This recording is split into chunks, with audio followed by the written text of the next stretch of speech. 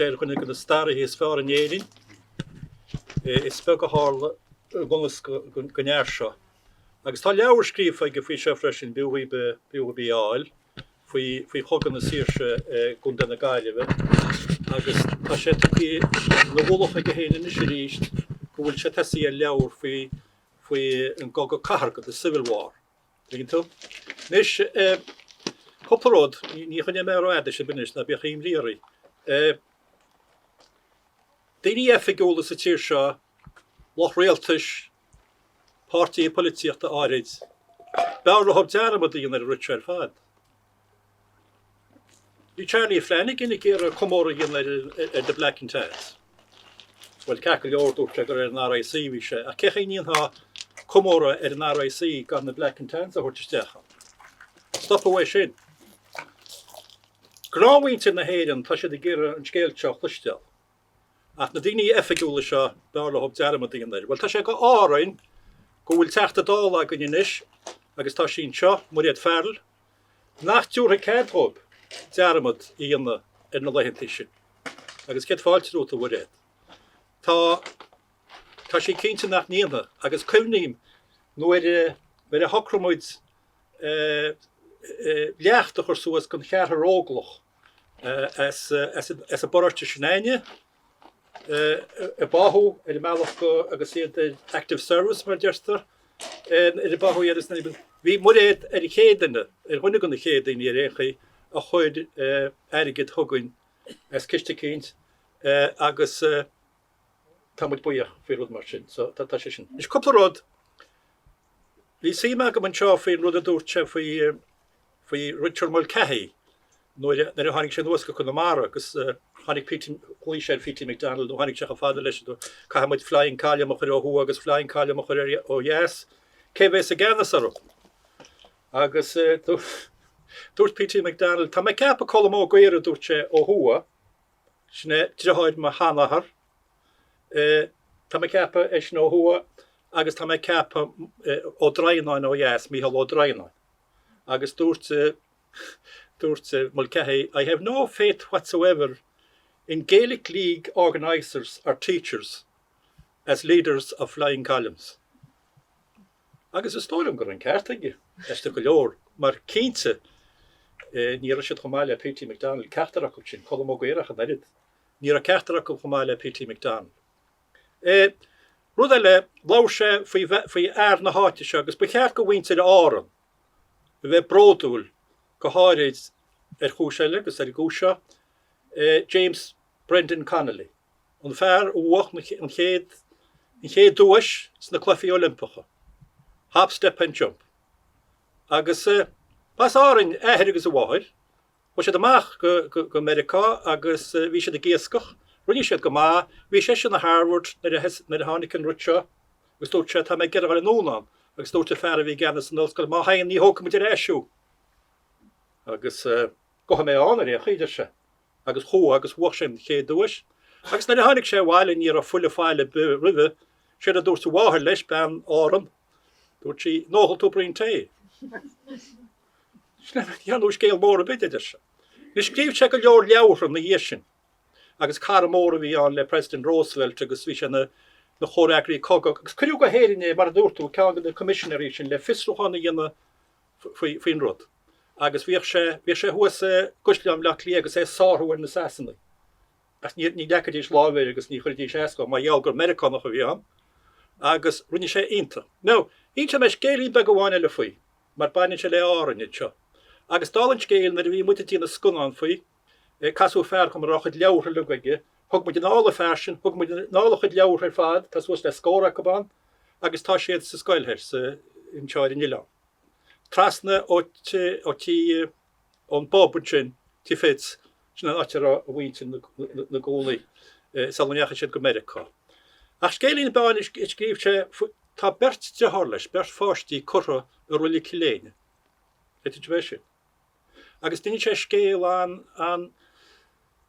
an áúra, agus bhínt eisteach faoi sin, dúirt sé go dánig galra go hárainn, tháinig galra cinntána go Naomh, ag calar nó rud a cinnt eisteach a réanchaí. Agus bhí bert de hálathe seo, go donna tí. Agus bhí bert fástílethe go donna tí ag an náam céanna. Agus chuisí go dtí tobar beanaithe. Agus chuibh sí chuig tí.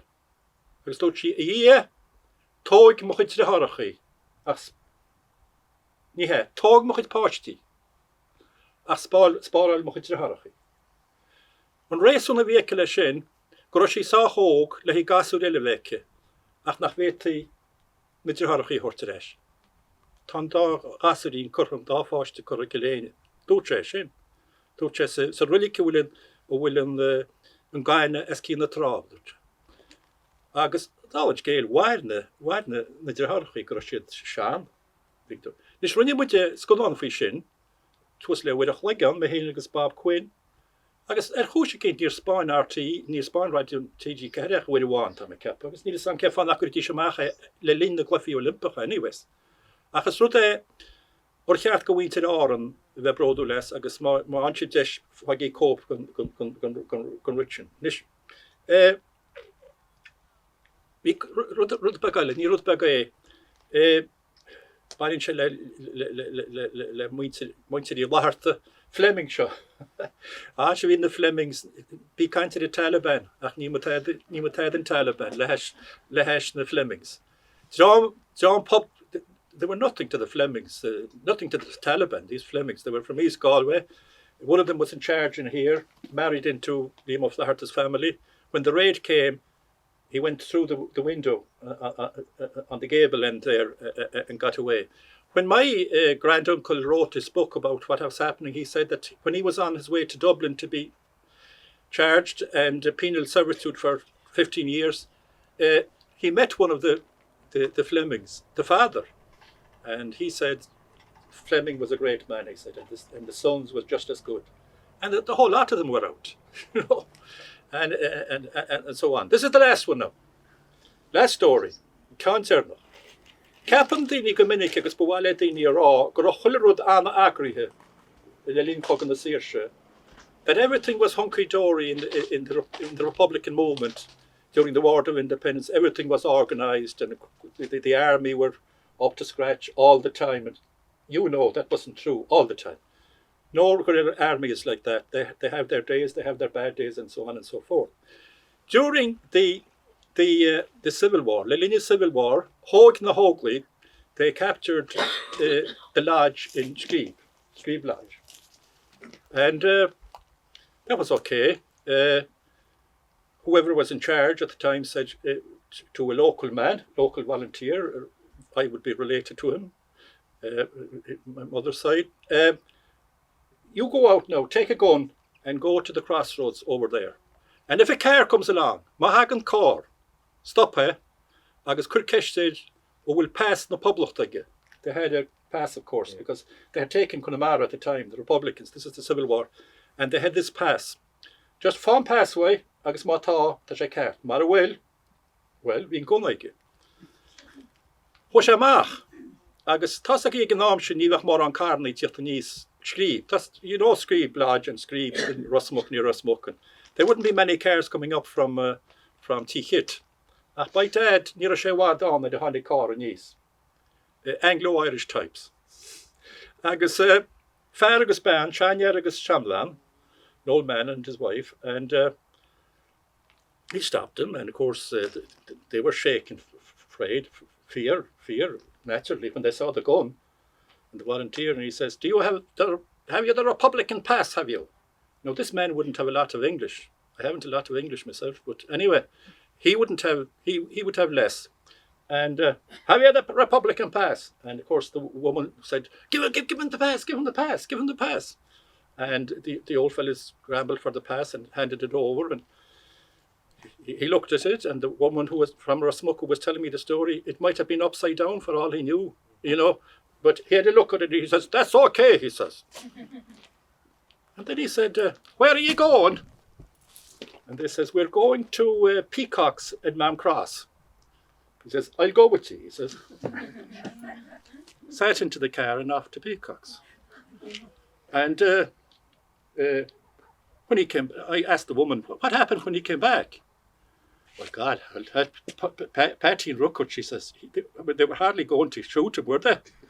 They told him to go home, that his services for the Republic were over forever. You know.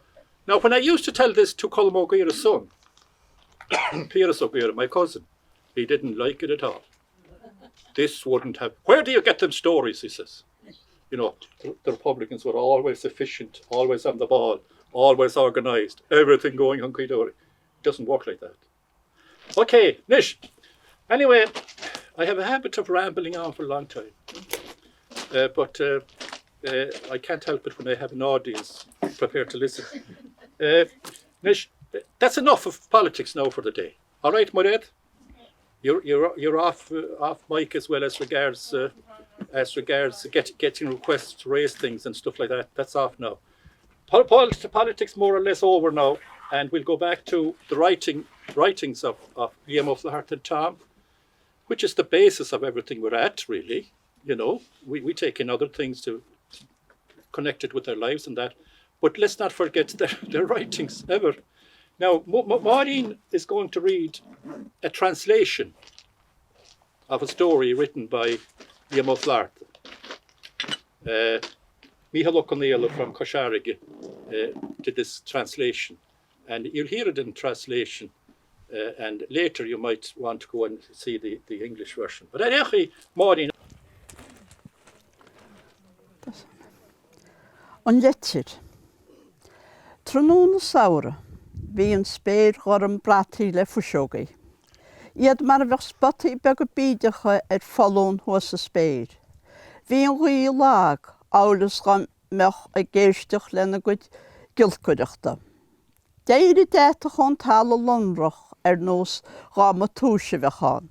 Creite túisteán de eici a rosc ásach ag slósbrid. Bhí sí chunta tír an dain, anas go gceapá ná ras a síl fad ach grá agus áileacht. Úr an tara agus éanachaí gealgáirecha. Déis gach neach beolais na fuiseoga ag ceúra go bringlóideach. Fiúna féidir na seilimiidechaí airgecha a lí sínte na clocha níthe is a deach an rímecap. Ní ra éon uaimenaí arda le cloisteáil. Níor bhrú ní a neart ná is brega a nuas go tairniúil i mé náide marmh, imrise an chócheol síochananta le gló. Fiúna féidir bega a bhí a drapa suas na trahénaí féid lena gosa bega bídecha. Híla gur fahiad in na síl héin, agus méir bhulaí an nádúid.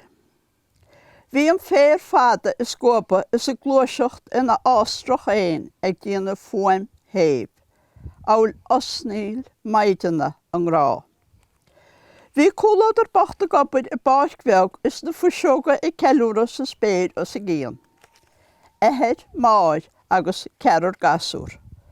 Ag lánú fátaí bhí siad.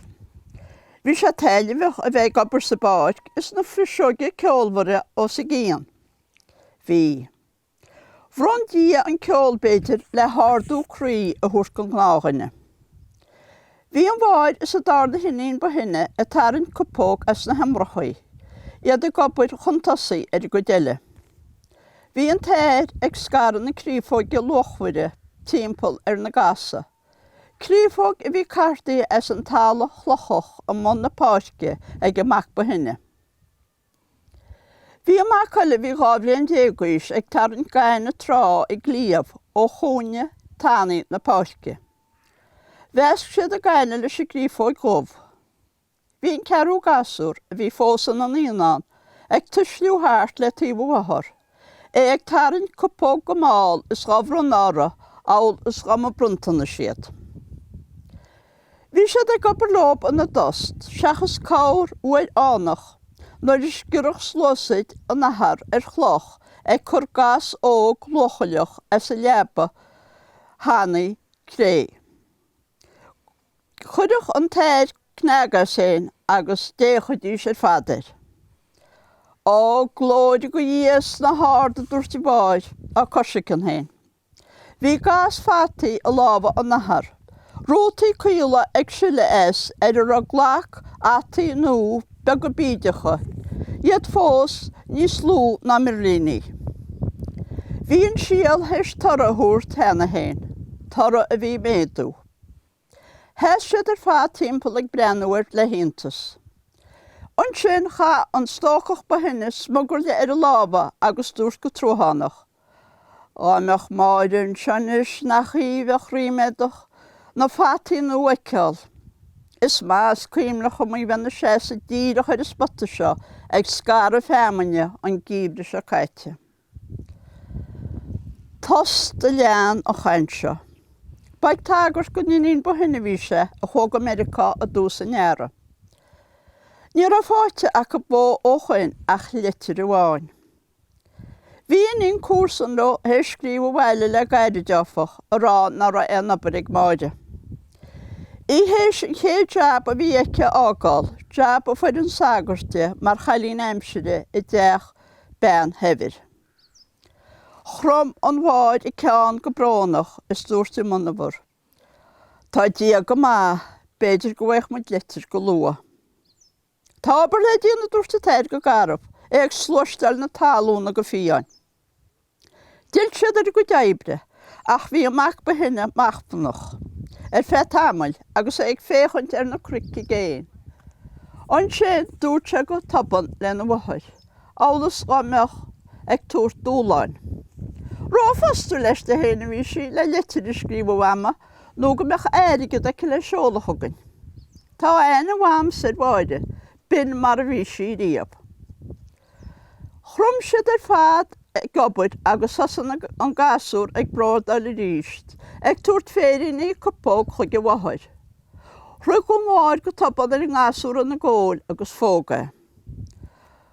Ó, is cosú le hengli a tuasan sin ag gilcuireacht, cosú le hengli.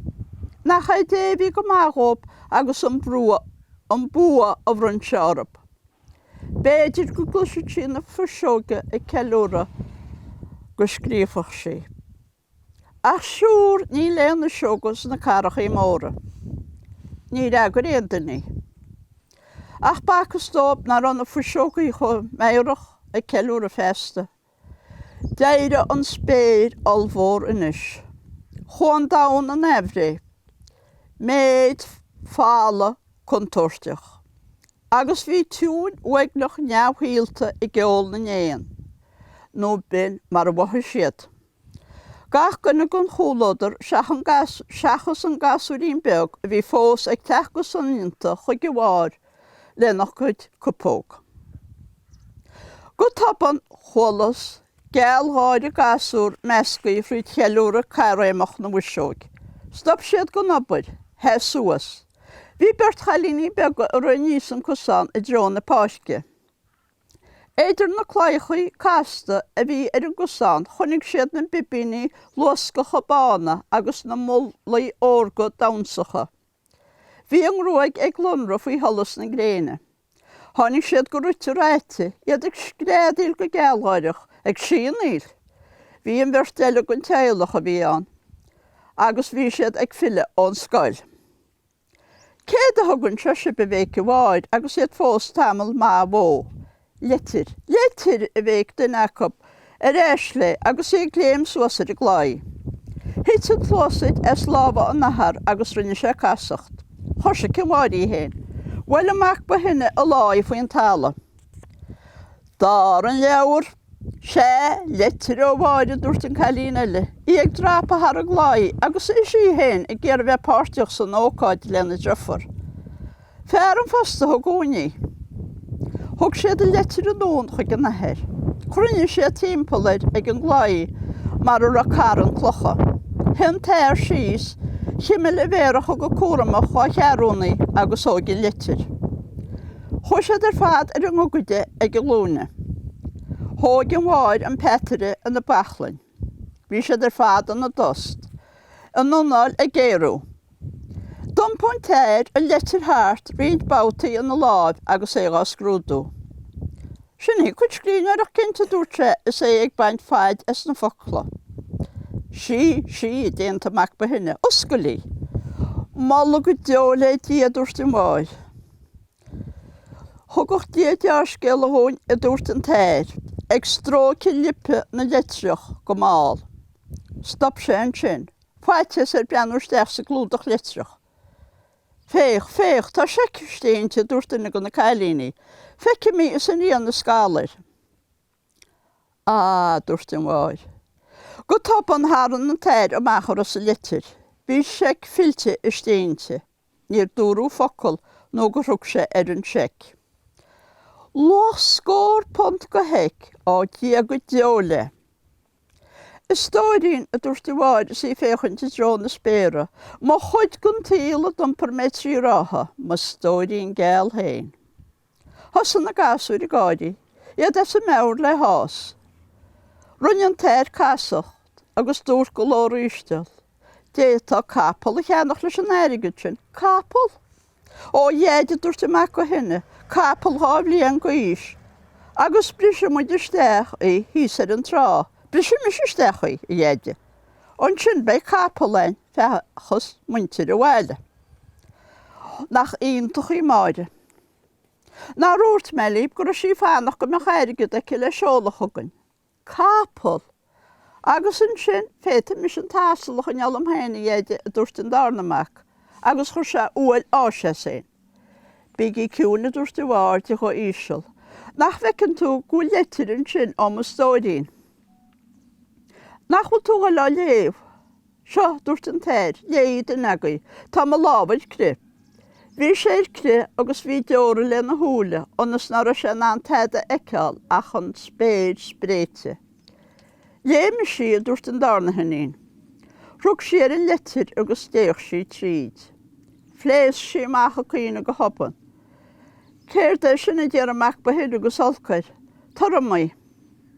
Thóg sé an litir, déoch tríd, is tháinig tráchaíide ar éidan. Déire éidan gachta na cap dúirc. Lé íhhaach a déir an tair. Ehis me thoirí léise. A bháid tá an chohuaignach. Tá an pápéir bog se lá le blabanna áras sláimeach sí a cuine ó sa chéan. I dhéide, cem fáid tá sé deachar a sé dhéana amach, sé, cem fáid annig méíomh chu gnáid a fosach se, a habert páidir am gacha íhama.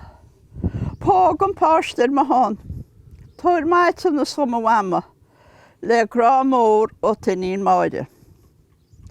Bhí tost mar a fachán ar fé támaileada héir dó críochnú. Bhí an tair an tair an chéadine a chora. Déire sé go máil is a sé fós na lábhaige. Ní ra an nocol fí an airige sa litir a dúirt se go lór eisteach. Cén fá sin inis? Scór ponta dúirt an bháirte go fála is stechar techt ar méid sin. Sciúb sin litir go hopan ó na mach agus chuir bhálach ina hochtaí. Siúil an tair leis an nún go dtíon chláid go máil is é cogarnín le sin go ciún.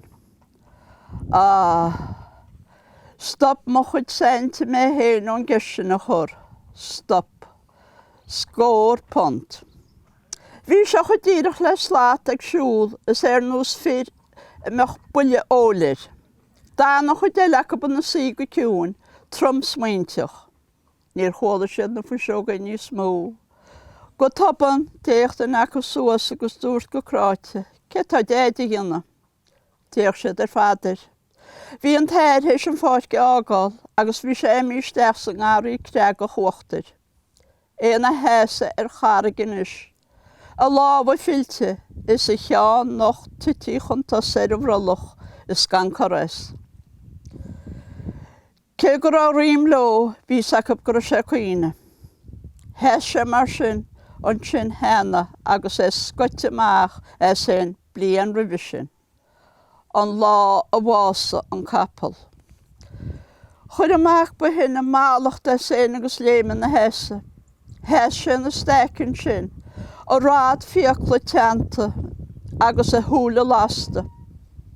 Lig an gasúr go chopógta tim es a láhín bíideach is phléis go maach a gáil éir mire. dáis go mháir an gasúr in na Beachlainn. Ó éanach í néir cén fá go leanann se berí ceúra, nuair a tam a chríd do róte agus briste brúte is gréad sí amach go héadóchasach. Phléas siad ar fad amach a cuioininn sin, scréadíl ada íonmhar, ba dhear gur an áit Oileánach agus grána. Déir scréadíl chrua go cainte ón báid agus suas a spéad geall gharm mosce na páitce an a ranna frisio go fósa ceúra go bócach cá réimech. Nee. Wow.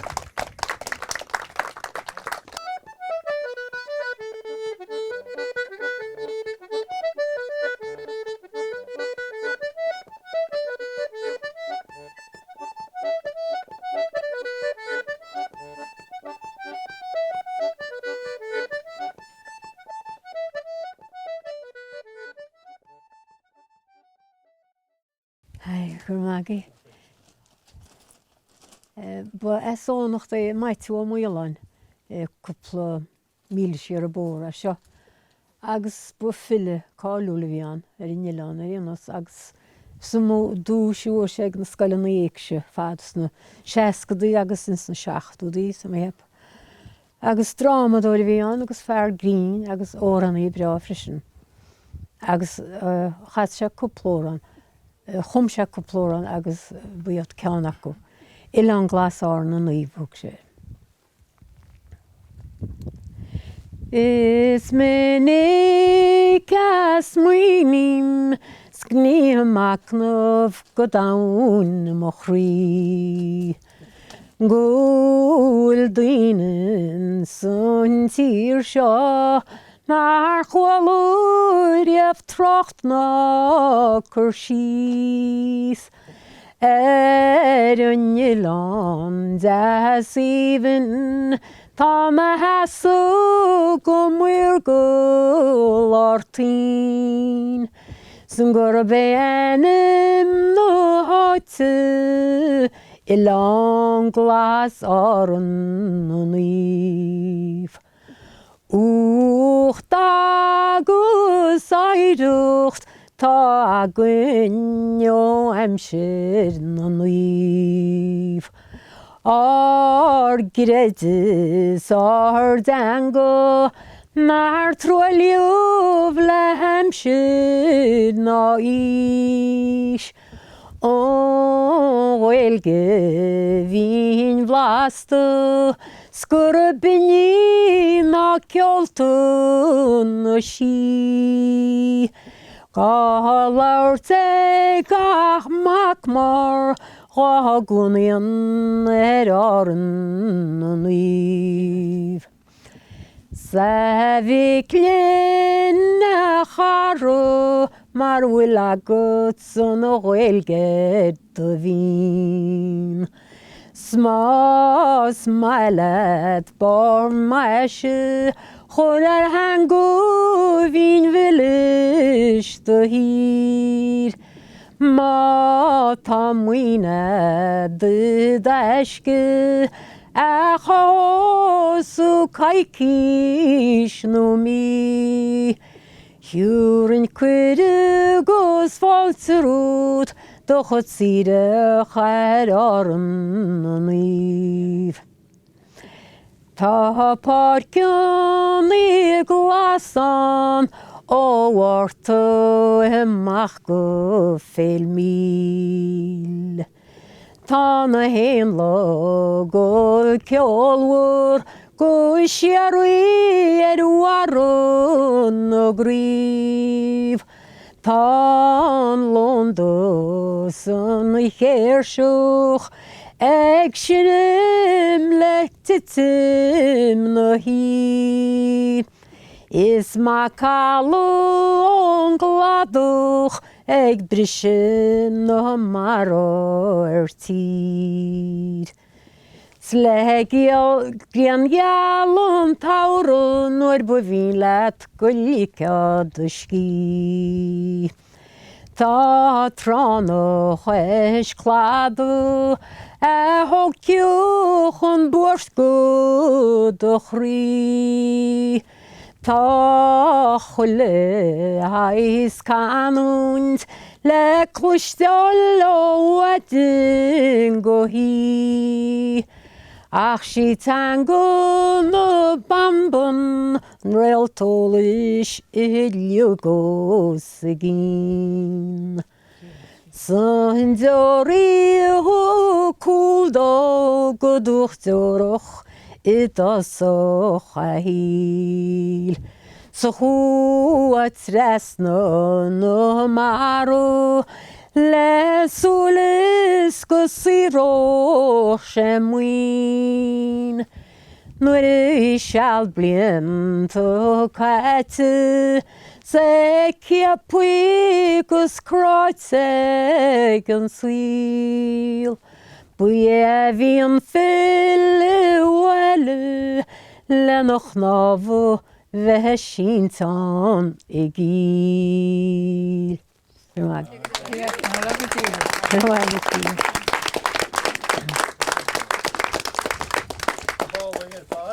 Agus gavéach mar rud a cinnti an níle sam ceart a hé nach féidir go martíní seo nach smuointeach go faoi hadú sé áta Oileán a ríist áda dain agus go háit an govéach scríneoirí agus allantóirí beidir míchair an or mar sin.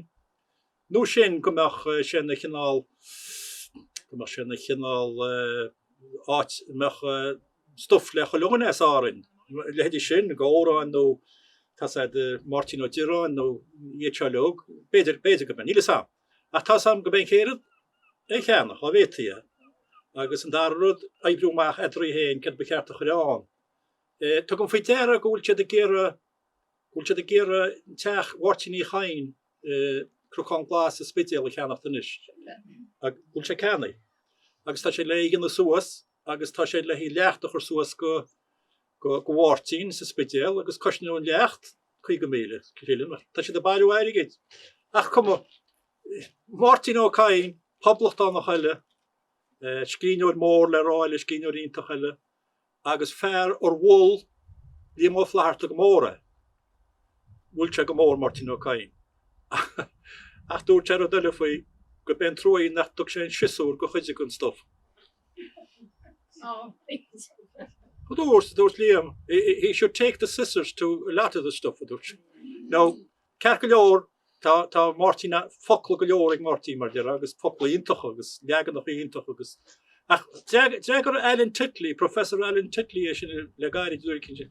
Tá níonach sé sin idir sé ní hé Máirín Ó Cuaig bhecha.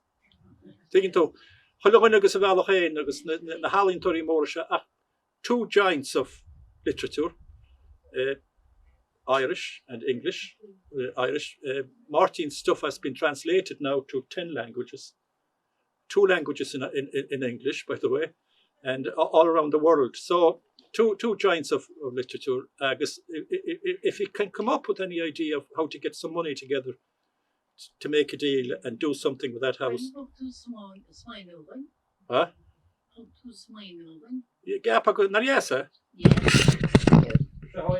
Muid suirt na gapal. Níl sam cysor daoine a taid. Ín se meis géalgaí tíidir rudháin nó chuir an daoine airige de steach a rudaí, bhfuil said. Bhí mu géire thoil ruthir sertíhead go gáile mar cholamógéire sarin sin an 16 ser go cilíní. Agus mar sin bhí mu géire agrú agus bhí airige de testal, is leir me le ferras a smog. Tá an ham sa idir sé airas tá hall London, tá sé dína má go leor. Agus beidir gur te coppla euro steacham, díginn tú is ro smog cair. Agus bhfuil héidir ó Christigin nach chain hamar idir Colmhain hí nach me caiint leis tá ein wahamar a bhí sin na fáiste. Má tá is téim se Cló Iar agus fiar ó aber leis euro bugin ho teffer mar der coppla euro be. Hang sé éis we an gáidir le dúirt sé de gur 1,000,000 euro stecha. Tegin tú níos, ní an sinnach go ramidí gur an rudbe go agrú. Tá daoine is Árann tá millionéirs an Árann frisin. Láiríúirlainn. Tá agus tá sa gí gúrin is gágan bhaintí agus I heb sem achúil sé am.